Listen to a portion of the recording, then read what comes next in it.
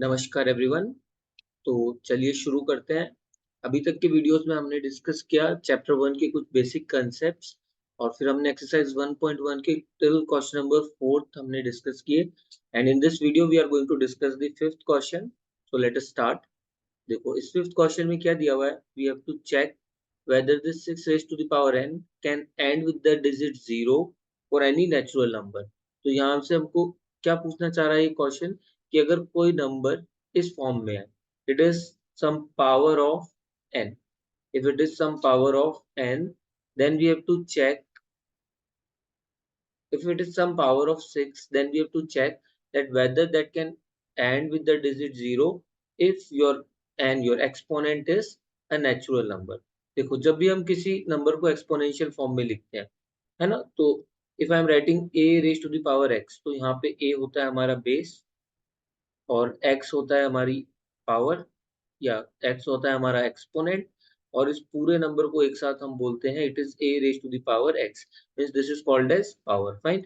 अब इस क्वेश्चन में क्या दिया हुआ है, इस क्वेश्चन में हमको ये गिवन है कि if any number is in the form of 6 raise to the power n, अगर वो 6 की पावर कोई नेचुरल नंबर है, एक्सपोनेंशियल फॉर्म में है और एक्सपोनेंट में बेस क्या है 6, एक्सपोनेंट है n, जहां पे हमारा n है नेचुरल नंबर, तो वो नंबर क्या डिजिट 0 में एंड हो सकता है। इसका मतलब क्या, उसका यूनिट्स प्लेस डिजिट 0 हो सकता है। तो देखिए अगर कोई भी नंबर 0 में एंड करेगा तो उसमें क्या होना चाहिए, if any number is ending with 0 तो उसके फैक्टर्स क्या होने चाहिए, 2 एंड 5। अगर उसमें 2 और 5 दोनों फैक्टर्स प्रेजेंट है तभी वो 0 में एंड कर सकता है। फाइन। तो अगर हम इस नंबर को फैक्टराइज करें और उसके फैक्टर्स में हमारे पास 2 भी है और 5 भी है, then only that number can end in 5, क्योंकि 2 इंटू 5 ये जो प्रोडक्ट होता है यही मिलके 10 बनाएगा। एक छोटा सा एग्जाम्पल लेते हैं। फाइन। जैसे मैंने बोला if you are taking the number 20, तो 20 को आप कैसे लिखोगे, इसको प्राइम फैक्टराइज अगर हम करके लिखेंगे तो it is 2 into 5 10 and then it is multiplied by 2 again, या फिर आप इसको बोलते हो 2 इंटू 2 इंटू 5। तो इसमें हमारी ये जो एक पेयर ऑफ फैक्टर है 2 into 5, it is making one 10, it is making one 10, और वो जीरो हमारे लास्ट में यहाँ पे विजिबल हो जाता है नंबर में। फाइन। तो अगर 6 की power n, if it is to if it has to end with 0, तो क्या होना चाहिए, अगर ये 0 में एंड हो तो जब हम इसका फैक्टराइजेशन करें तो उसमें हमारे पास 2 और 5 दोनों फैक्टर्स प्रेजेंट होने चाहिए। तो चलो सिंपल सा फैक्टराइजेशन करते हैं। 6 की पावर n, इसको हम क्या लिख सकते हैं, it is 2 into 3 and whole raise to the power n। Fine.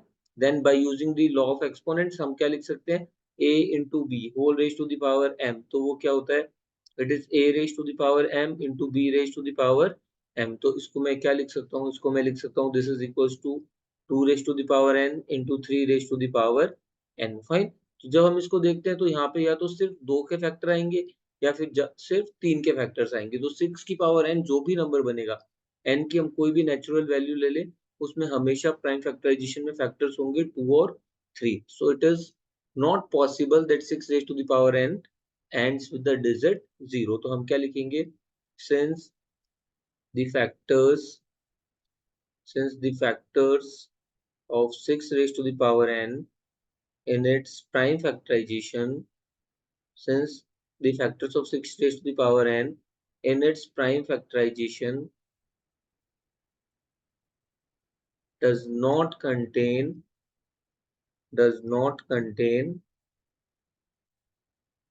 both the factors 2 and 5, does not contain both the factors 2 and 5,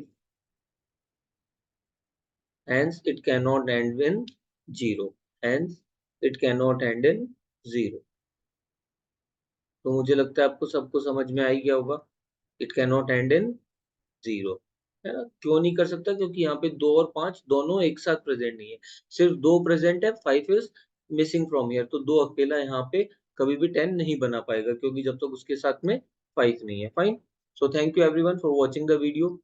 for next question keep on watching and subscribe the channel। thank you।